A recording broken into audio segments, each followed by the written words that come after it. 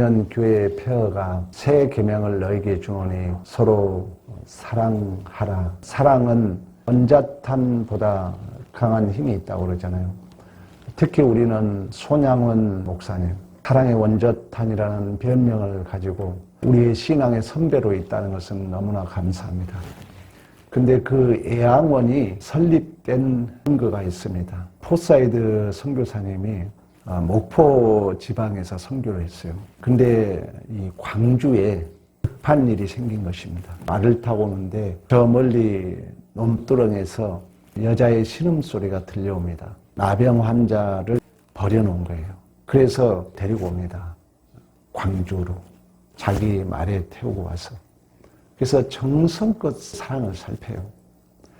정성껏 사랑을 살펴니까 광주에 가면 최홍종의 길이 있대요. 그 사연이에요. 그러니까 이 최홍종이라는 분이 너무 감동을 받은 거예요. 우리나라는 우리나라 백성을 버렸는데 외국에서 온 선교사님이 그 환자를 너무너무 정성껏 살피는 것을 보고 감동을 받아가지고 이 최홍종이라는 분이 자기의 전답, 논밭을 내놓은 거예요.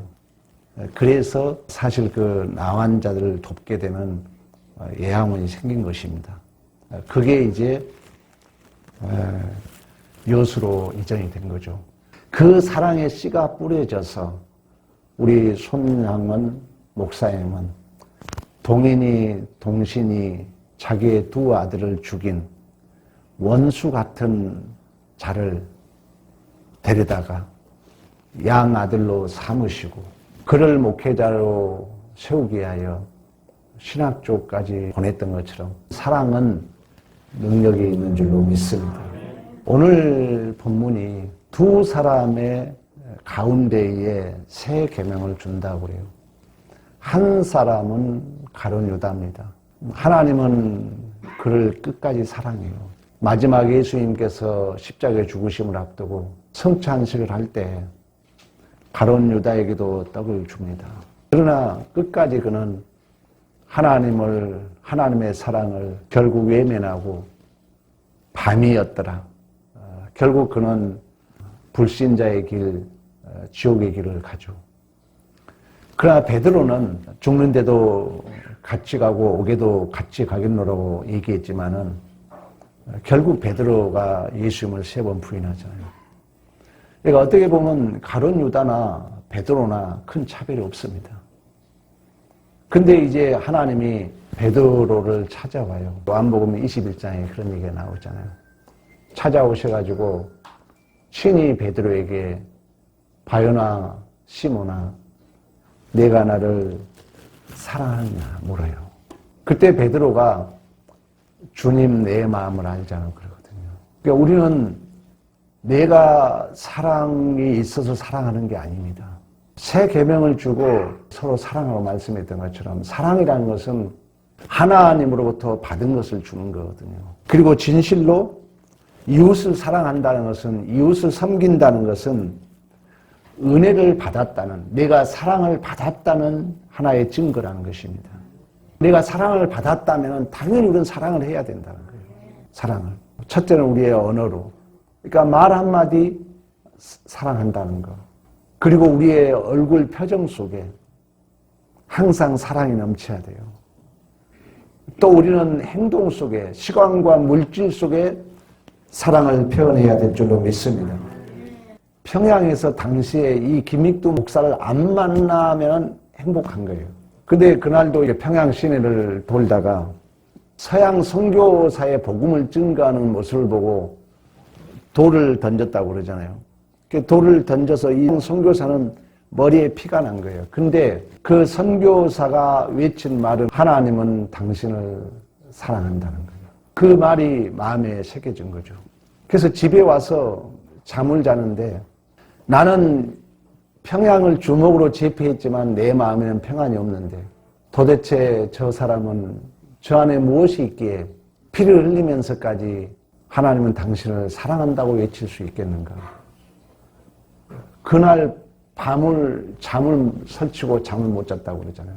그리고 그 다음날 찾아가서 도대체 당신의 마음에는 무엇이 있기에 사랑한다고 외칠 수 있느냐. 이런 이제 관계 속에서 그가 예수를 만나고 일평생 회개하고 귀한 목회자로 부흥사로 그가 헌신했던 것처럼 이처럼 사랑은 원자탄보다 강한 능력이 있는 줄로 믿습니다. 사랑하는 자들아 우리가 서로 사랑하자.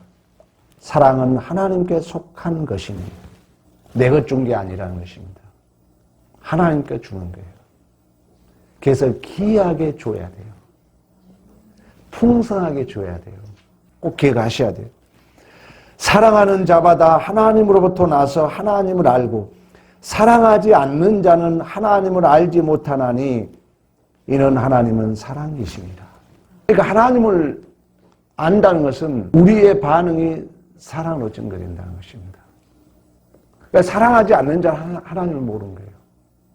함부로 사랑하는 자는 하나님을 모르는 거예요. 사랑은 하나님의 본체이기 때문에 하나님이 내 안에 들어와서 하나님이 나를 통해서 사랑이라는 내용으로 전달된 줄로 믿습니다. 우리가 조심해 다뤄야 되고 고귀하게 다뤄야 되고 이걸 좀 더 다른 표현으로 말하면 구체적으로 기술적으로 다뤄야 된다는 거예요. 말 한마디로 해도. 이러면 이제 우리 교회 분위기는 달라지죠. 그래서 성령의 열매가 사랑으로 표현되고 있는 것처럼. 또한 요한일서 4장 12절에 가면 이런 얘기를 합니다. 어느 때나 하나님을 본 사람이 없으되. 하나님을 여러분 어떻게 봅니까? 하나님을 볼 수 없다는 거예요. 그러나 우리가 서로 사랑하면 하나님이 우리 안에 거하고 그의 사랑이 우리 안에 온전히 이루어지는 줄로 믿습니다. 또 어떤 얘기를 하냐면 사랑하지 아니한 자는 형제를 사랑하지 아니한 자는 하나님께 속하지 아니했다 그럽니다. 그래서 여러분들이 절대 구경꾼이 되면 안 돼요. 좀 힘들더라도 하나님의 사랑을 내가 증거해야 돼요. 어느 분이 그러더라고요. 기독교가 사랑이 있는 종교냐고 묻는 사람도 있습니다. 그러나 기독교는 사랑의 종교입니다. 사랑하지 않는 자는 하나님께 속하지 아니했다고 말씀했던 것처럼 우리는 하나님이 내 안에 내주한 자들로서 우리의 삶의 내용이 사랑으로 증거되어서 땅끝까지 하나님의 증인된 사명을 감당해야 될 줄로 믿습니다. 오늘 본문에도 35절에 이 얘기를 합니다. 너희가 서로 사랑하면 이로써 모든 사람이 너희가 내 제자인 줄 압니다. 그러니까 우리 기독교인들이 좀 아쉬움이 있다면 이렇게 인정받지 못한 이유는 사랑을 모르기 때문에. 사랑은 내 것을 준 게 아니라니까요. 내 것을 준 게 아니기 때문에 말 한마디로 해도 인색하면 안 돼요. 풍성하게 해야 돼요. 또 여러분들의 표정도 풍성한 표정을 지어야 돼요. 또 여러분들이 시간과 물질을 쓸 때도 인색한 마음을 가지면 안 돼요. 내 것 주는 게 아니니까. 사랑은 철저하게 하나님으로부터 받은 하나님의 것을 증거하게 된 줄로 믿습니다. 마태복음 5장 43절 45절에 너희 원수를 사랑하며 너희 박해한 자를 위하여 기도하라. 이같이 한즉 하늘에 계신 너희 아버지의 아들이 되리라 그래요. 사랑할 때 제자인 줄 알고 우리가 사랑할 때 하나님의 아들인 것이 증거된다는 것입니다. 여러분들이 손 한번 이렇게 잡아주고 또 눈인사 한번 해주고 기회 되면은 가장 교회 여러분들이 보기에 소외받은 자라고 느낀 자가 있을 거 아니에요. 우리 교회 가장 약한 자로 느껴진 자가 있을 거 아니에요. 그런 자에게 10,000원 정도 쓰면은 진짜 감동시킬 수 있거든요. 밥 한 끼 한 30,000원 정도? 한 4-5만 원만 쓰면 그것도 1년에 한 번, 2번도 하지 말고 이런 실천이 있어야 되거든요. 그랬을 때 우리는 기적을 목도하거든요. 절대 추상적이지 않습니다. 관념론적이지 않습니다. 신앙이라는 것은 실제적이에요. 구체적이거든요. 그 구체와 실체와 얘기했잖아요. 그러면 우리가 이걸 한번 실천해 볼 필요가 있어요. 우리 장로님이 톨게이트 한번 DSR을 내줬다고 그러잖아요. 그 사람 평생 잊지 못합니다. 사람을 감동시키면 하나님이 감동받습니다. 그리고 살아보면 살아볼수록 심는 대로 거둡니다. 꼭 심으셔야 돼요. 심을 때는 내 계산을 넘어서야 돼요. 꼭 심으셔야 돼요. 반드시 실천하고 심는 자에게는 언젠가는 기쁨의 단을 거두게 될 줄로 믿습니다. 그러면서 오늘 34절에 새 계명을 준다 그러죠. 새 계명. 새 계명은 옛 계명과 상충적이에요. 옛 계명과 새 계명. 그러니까 새 계명이란 얘기는 계명의 내용이 아니라 계명의 성취 방법에 있어서 옛 계명과 새 계명이 있다는 거예요. 옛 계명은 뭡니까? 조건부적이에요. 쉽게 말하면. 옛 계명은 율법적이에요. 그러니까 사랑을 할 때 절대 조건부적이 하지 말라는 거예요. 그냥 내가 받았다 하고 베푸는 거예요. 나는 가졌다 생각하고 나누는 거예요. 그러지 조건부적으로는 하지 마요. 이건 방법이 아니에요. 하나님 방법이 아니에요. 이미 나는 하나님의 아들이 되었기 때문에. 그 새 계명은 뭐냐면은 내가 너에게 하나님의 아버지가 되고 너는 내 자녀가 된다고 그래요. 새 계명은 나의 법을 너희 마음속에 둔다고 그래요. 새 계명. 에레미야 31장 내용이 나옵니다. 그러니까 사랑의 방법에 있어서 조건부를 따지지 말라는 거예요.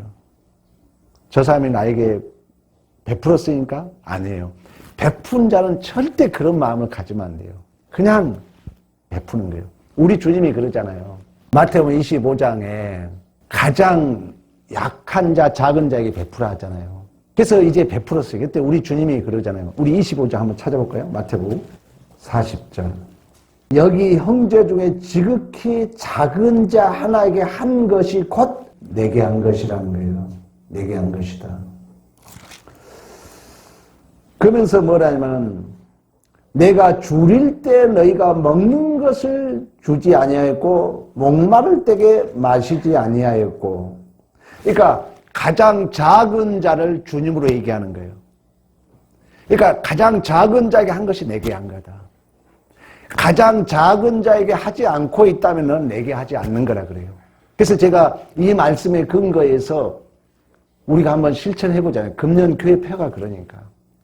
여러분 보기에 우리 교회 가장 작은 자로 느껴진 자에게 얼마나 멋있습니까? 어느 날 한 뭐 2, 3만 원짜리 식사, 아이고 우리 집사님 식사 한번 합시다. 또 정모하면은 조그만 양말, 장갑, 마음이니까.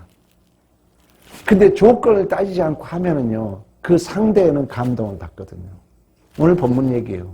지극히 작은 자에게 해라. 나에게 한 것이다. 그러면서 뭐라 합니까? 나그네 43절. 나그네 됐을 때 영접하지 아니하였고 헐벗을 때 옷을 입히지 아니하였고 병들었을 때 옥에 갇혔을 때 돌보지 아니하였느니라 하시니 그들도 대답해 이르되 주여 우리가 어릴 때 주께서 줄이신 것이나 목마르신 것이나 나그네 되신 것이나 헐벗은 것이나 병드신 것이나 옥에 갇힌 것을 보고 공양하지 아니하였나이까. 이에 임금이 대답해 이르시되 내가 진실로 너에게 이르노니 지극히 작은 자에게 하지 아니한 것이 곧 내게 하지 아니한 것이다 이 얘기를 해요. 그래서 우리 금년 교회 표어가 사랑하는 것입니다. 절대 기독교 신앙은 선언적이지 않습니다. 관념론적이지 않다는 거예요. 구체적이에요. 실체적이에요. 크로노스라는 시간을 줬다는 것은 시간과 공간의 실제적인 삶을 살아야 되는 것입니다. 그래서 금년 교회의 표어가 새 계명을 너에게 주노니 서로 사랑하는 것입니다. 이 사랑은 능력이 있어요. 사랑은 언어로 여러분 사랑을 자주 쓰시고 또 내 얼굴 표정 속에 그리고 행동은 물질과 시간입니다. 그런데 이 사랑은 내 것이 아니에요. 하나님의 것이기 때문에 함부로 다루면 안 돼요. 진실로 고귀하게, 진실로 신비스럽게 우리가 사랑을 해야 돼요. 그리고 방법론에 있어서는 오늘 본문에 말씀하고 있는 것처럼 새 계명. 새 계명은 뭐예요? 옛 계명과 비교돼요. 옛 계명은 뭡니까? 율법이에요. 율법은 뭡니까? 원인과 결과 법칙이에요. 새 계명은 뭡니까? 은혜로 내가 하나님의 자녀가 된 거예요. 조건이 없는 거예요. 베푸는 데는. 은혜가 조건이 성립되면 여러분 그건 은혜가 아니잖아요. 그래서 여러분들이 마음에 감동 올 때 교회 안에서 사랑하시고 그것을 사랑하여서 힘있고 활력 있는 우리 주임손 교회가 되기를 간절히 축원합니다.